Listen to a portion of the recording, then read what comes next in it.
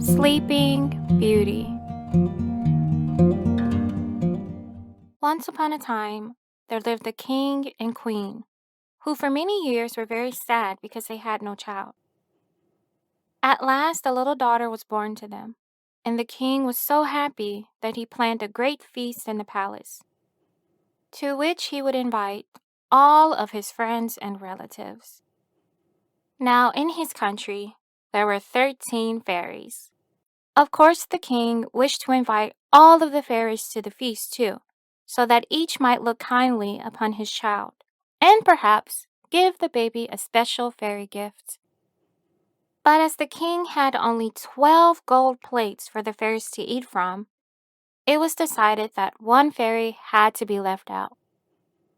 The feast was held, and what a wonderful celebration it was. As it drew to an end, the fairies came forward to give the child their special gifts.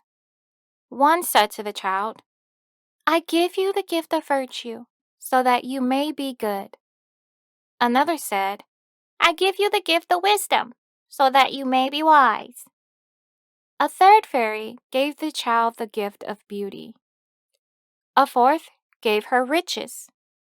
And on it went, with each fairy giving everything in the world that one could wish for.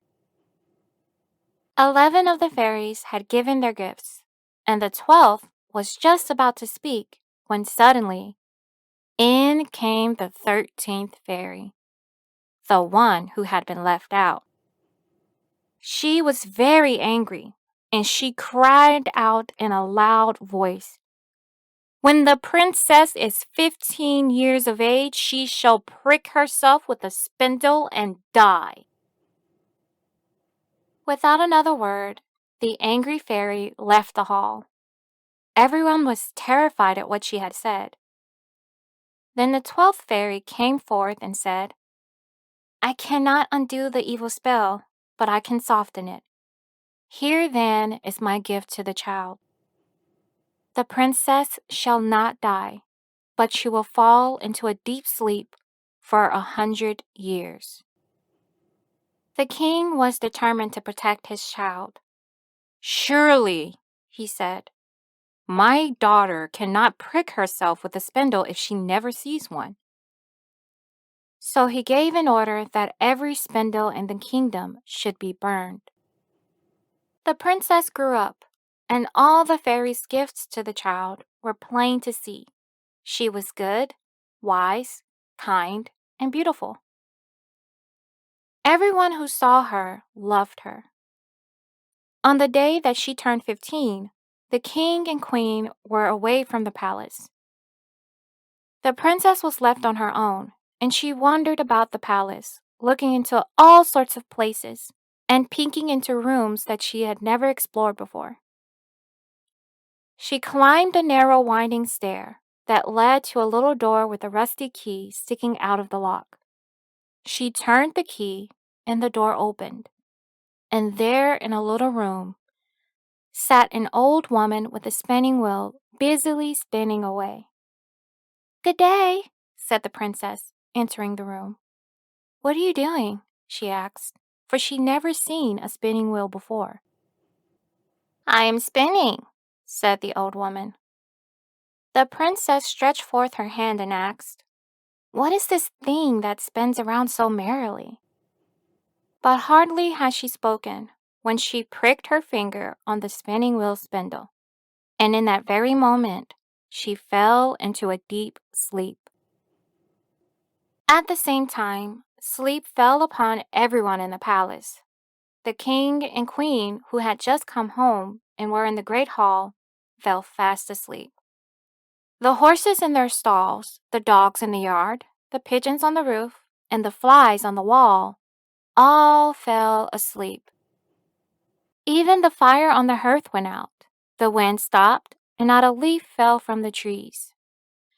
In time, a hedge of thorns began to grow around the castle, which grew thicker and higher every year, until at last nothing could be seen of the castle, not even the flags on the highest towers.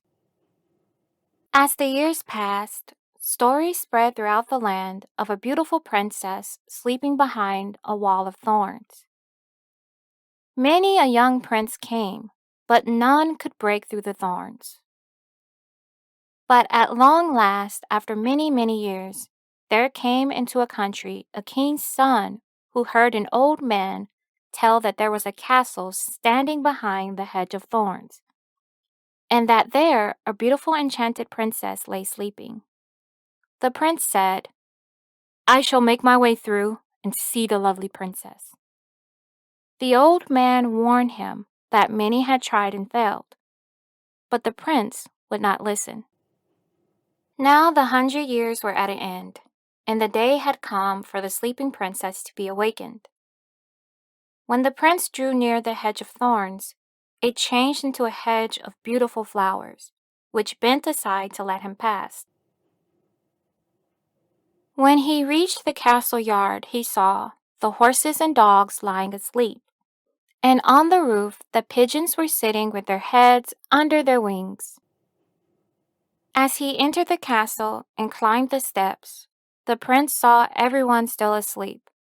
The king, the queen, the cook, the maids, everyone. All was so quiet that he could hear his own breathing. At last, the prince went up the narrow winding stair and came to the room where the princess was sleeping. When he saw her looking so lovely in her sleep, he could not turn his eyes away. He bent down and kissed her, and she opened her eyes and smiled at him.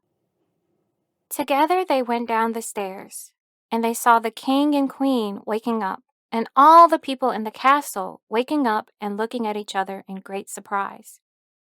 The horses in the yards got up and shook themselves. The dogs sprang up and wagged their tails. The pigeons on the roof flew into the fields. The flies on the wall buzzed and crept a little further. Even the kitchen fire leapt up and blazed. At last, the wedding of the prince and princess was held with a great feasting and rejoicing, and they lived happily together for the rest of their days.